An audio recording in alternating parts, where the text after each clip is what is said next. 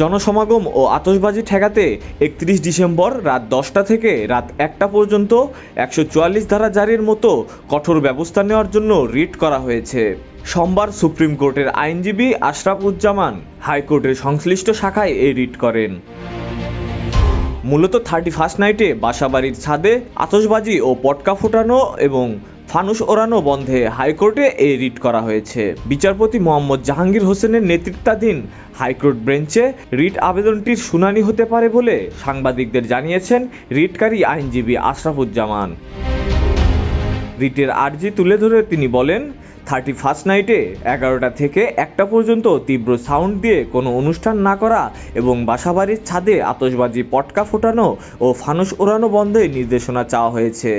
এছাড়া 31st night উপলক্ষে রাত 10টা থেকে সড়ক, পার্ক ও উন্মুক্ত স্থানে জনসমাগম বন্ধের নির্দেশ চাওয়া হয়েছে। পাশাপাশি ওই দিন আতশবাজি, পটকা ও ফানুস বেচাকেনা বন্ধের নির্দেশনাও চাওয়া হয়েছে রিটে। রিটে স্বরাষ্ট্র মন্ত্রণালয়ের সচিব, আইজিপি ও ডিএমপি কমিশনারকে বিবাদী করা হয়েছে বলে জানান তিনি।